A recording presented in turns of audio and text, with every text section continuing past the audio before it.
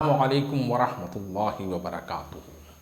आज हम सुबहान अल्लाह हम इसको पढ़ते हैं, लेकिन इसके एक बार सिर्फ़ एक बार सुबहान अल्लाह पढ़ने की फ़जीलत कितनी ज़्यादा है, शायद हम इसका अंदाज़ा भी नहीं लगा सकते हैं।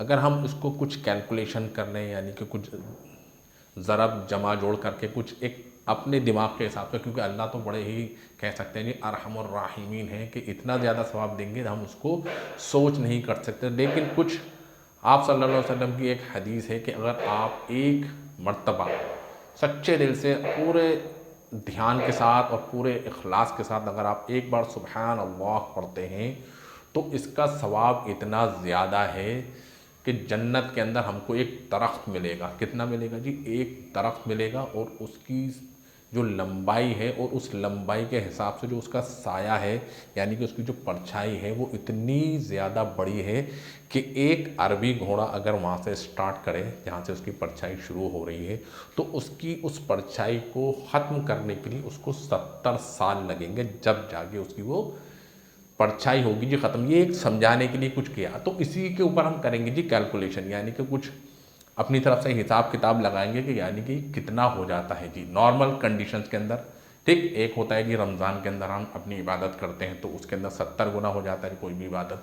वही इबादत अगर हम मदीना शरीफ और आप सल्लल्लाहु अलैहि वसल्लम, ठीक है, और हरम शरीफ यानी कि मक्का मुकर्रमा में करते हैं तो उनका सवाब बढ़ा दिया जाता है जी। 1 लाख गुना होता है जी हरम के अंदर इबादत करने का, और मदीना के अंदर 50 गुना हो जाता है जी, यानी कि 25,000 हो जाता है, यानी कि आधा हो जाता है जी उसका सवाब। और वहीं अगर आप देखेंगे तो नॉर्मल ज़िंदगी के अंदर आपको, ठीक है, तो अगर हम ये एज्यूम कर लें और इसको कर लें कि जन्नत में एक दरख्त लगेगा जिसकी लंबाई होगी जी इतनी कि एक अरबी घोड़ा, अगर चीता जिसको हम कहते हैं चीता, अगर वो नॉर्मल स्पीड में अगर दौड़ता है तो उसकी जो 1 घंटे में वो तकरीबन दौड़ता है जी 90 किलोमीटर, यानी कि 1 घंटे में वो 90 किलोमीटर कर लेता है जी पार, यानी कि उसकी जो माइलेज है जिसको हम कहते हैं वही जी 90 किलोमीटर। माइलेज हम बखूबी जानते हैं कि हाँ जी पेट्रोल जो चलता है गाड़ी हमारी चलती है। वहीं अगर लॉयन देखें तो चीता की रफ्तार ज़्यादा है और लॉयन की है जी थोड़ी कम, 65 किलोमीटर ये चढ़ता है।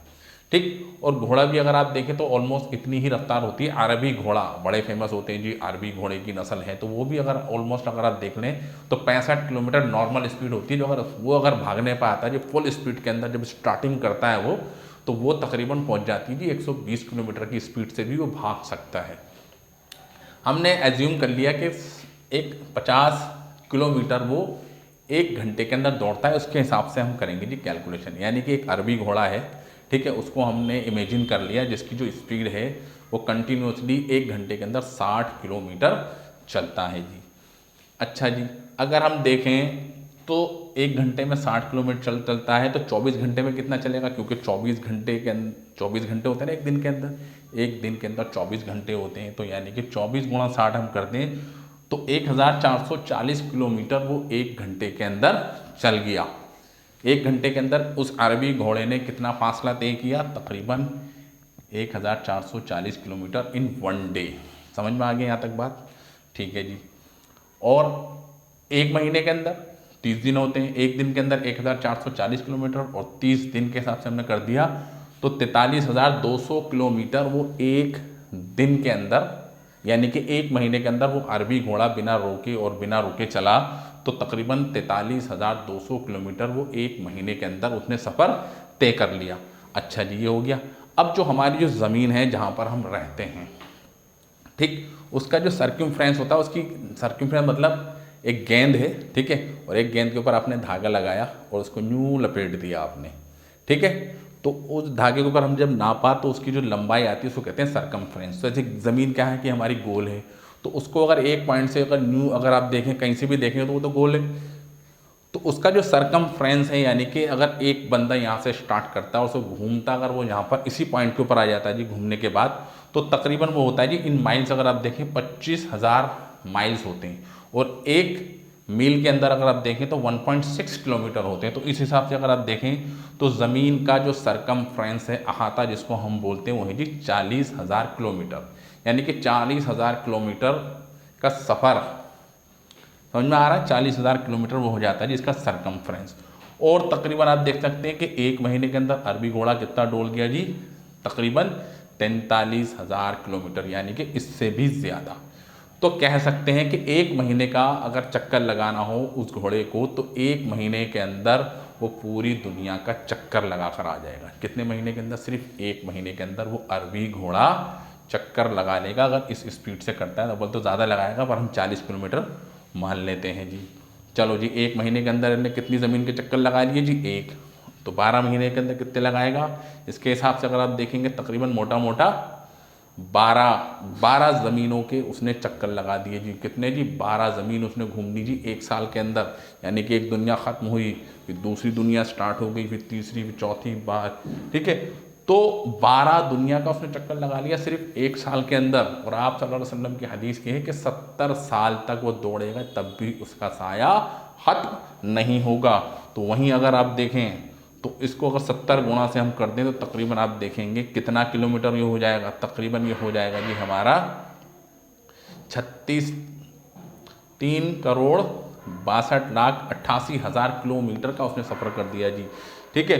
तो तकरीबन आप देखेंगे इसको अगर हम ज़रब कर दें, डिवाइड करेंगे, तकरीबन 900 दुनिया के चक्कर लगा लिए उसने। कितने जी? 1 साल के, यानी कि 70 साल के अंदर उन्होंने 900 बार चक्कर लगा लिया, यानी कि 900 दुनिया के बराबर उसकी कह सकते हैं जी उस दरख्त की लंबाई होगी। तो आप सोचें कि इतना बड़ा सवाब, और हम सिर्फ गफलत के अंदर या सिर्फ अपनी सिर्फ जस्ट कह सकते हैं जी कुछ दुनियावी गफलत के अंदर इस इतनी बड़ी अजीम नेमत को हम भूल जाते हैं। क्योंकि अल्लाह ताला जब जन्नत हमको देगा तो उस वक्त बंदा ये एहसास करेगा कि काश मैंने एक लम्हा भी अल्लाह की इबादत के बग़ैर ना गुजारा होता और मेरा सर हमेशा सजदे में पड़ा रहता और मैं करता रहता जी सुबहान अल्लाह, अल्हम्दुलिल्लाह, अल्लाहु अकबर, ला इलाहा। तो हर एक सुबहान अल्लाह कहने पर जब इतना ज़्यादा सवाब हमको मिल रहा है, उसको अगर अपनी अकल की बुनियाद पर हम कैलकुलेशन करने की कोशिश करते हैं तो सिर्फ 907 गुना बड़ी जन्नत, यानी कि 907 गुना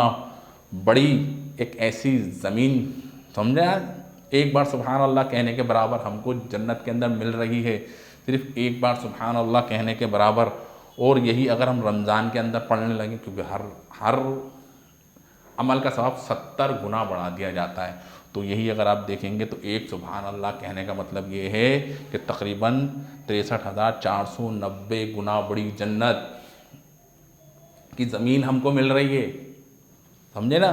तो आप इसका अंदाज़ा लगाएं कि हाँ जी कितनी गफलत की बात हमारी है कि हम इसका सोचते नहीं, गौर व फिक्र नहीं करते। क्योंकि अगर सबसे छोटी अगर आप देखेंगे जन्नत तो अल्लाह ताला के नबी जो मोहम्मद सल्लल्लाहु अलैहि वसल्लम की हदीस है कि सबसे जो कम दर्जे का जो ईमान वाला होगा उसको दुनिया से 10 गुना बड़ी जन्नत दी जाएगी। उसने कभी कुछ नहीं कहा होगा, कभी कुछ अमल नहीं करोगे, सबसे अदना ईमान वाला उसको भी आप देख सकते हैं दुनिया से 10 गुना बड़ी जन्नत अता फरमाएंगे जी अल्लाह ताला। तो जो जन्नत की जो ज़मीन है, आप सल्लल्लाहु अलैहि वसल्लम ने फरमाया, हदीस भी है कि जो जन्नत की ज़मीन है वो है जी चटियल मैदान। आप उसके अंदर इबादत करते रहें जी अपने कौल के ज़रिए, तो उसके अंदर अपने सुभान अल्लाह कहा एक तरफ लग गया जिसकी आप देख सकते हैं कि ऊंचाई कितनी होगी, उसका साया कितना होगा, ठीक है। तो अगर आप पूरी दिन भर में सुभान अल्लाह की तस्बीह पढ़ें जी 100 बार, ठीक, तो आप अंदाज़ा लगा सकते हैं कि आपको क्या मिलने वाला है जी इस मरने के बाद। पर ये जब चीज़ें कब वजूद में आएंगी, जब हमारे ईमान इतने ज़्यादा ताकतवर होंगे, जब हमारा यकीन अल्लाह ताला के ऊपर होगा कि हाँ जी हमको मरने के बाद अल्लाह ताला के सामने जाना है और अपनी ज़िंदगी का हिसाब अल्लाह ताला के सामने देना है। क्योंकि अल्लाह ताला भी कुरान के अंदर कह रहे हैं वलीमन खाहा मकाम रब्बिही जन्नतान, यानी कि जो बंदा मेरे सामने खड़ा होने से डरा मैं उसको जन्नत दूंगा, ठीक है जी। और जन्नत कितनी बड़ी होगी आप उसको सोच भी नहीं सकते कि कितनी बड़ी जन्नत होगी। सिर्फ एक सुभान अल्लाह कहने पर कितनी बड़ी ज़मीन हमको मिल जाएगी। तो रॉ मटेरियल जो होता है ना, कोई भी मकान जब हम बनाते हैं तो रॉ मटेरियल होता है, ईंटें होती हैं, सीमेंट होता है जी, बदरपुर होता है, रेत होता है, सरिया होते हैं, जब जाके वो रॉ मटेरियल होता है तो उस जितना ज़्यादा रॉ मटेरियल होगा उसके हिसाब से हमारा उतना बड़ा घर बनता है। अगर हमारे पास बहुत ज़्यादा पैसे हैं जी ख़रीदने के लिए तो हम ज़्यादा से ज़्यादा सामान ख़रीदेंगे, सबसे पहले ज़्यादा से ज़्यादा बड़ी ज़मीन ख़रीदेंगे। जब जितनी बड़ी ज़मीन होगी उतना बड़ा हमारा घर होगा, उतनी ज़्यादा ईंटें लगेंगी। तो ये सब दुनिया का कानून है कि जितना ज़्यादा पैसा उतना बड़ा घर। तो अल्लाह ताला के यहाँ पैसा नहीं चलेगा, वहाँ चलेगी थी इबादत। तो जितना ज़्यादा अल्लाह का ज़िक्र, जितनी बार सुभान अल्लाह, जितनी बार अल्लाहु अकबर, जितनी बार ला इलाहा इल्लल्लाह, जितनी बार अल्हम्दुलिल्लाह, उसके हिसाब से हमारी जो ना इबादत के हिसाब से हमारी ईंटें भी आएंगी, हमारा गारा भी आएगा। मुश्क, अंबर, सोने चांदी की ईंटें हम इबादत करना छोड़ देते हैं तो हमारा जो ना घर बनना भी बंद हो जाता है। ठीक है, तो हमको क्या करना चाहिए कि हमको ये अहाता करना चाहिए कि हम हर हाल के अंदर ज़्यादा से ज़्यादा वक्त अल्लाह की इबादत में लगाएंगे। ठीक है, तो ये तो छोटी सी बात है जी, सुभान अल्लाह की फ़जीलत। और भी कितने सारे काम हैं जी। आप सल्लल्लाहु अलैहि वसल्लम ने कहा तुम में बेहतरीन शख्स वो है जो कुरान को सीखे और सिखाए। ठीक है, कुरान को सीखना है, कुरान को सिखाना है।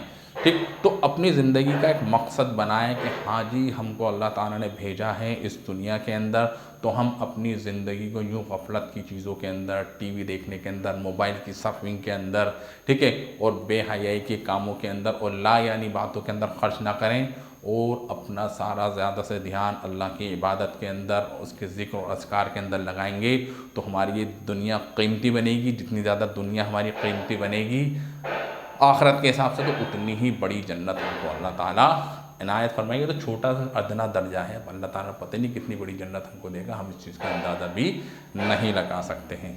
तो अस्सलामु अलैकुम व रहमतुल्लाहि व बरकातहू।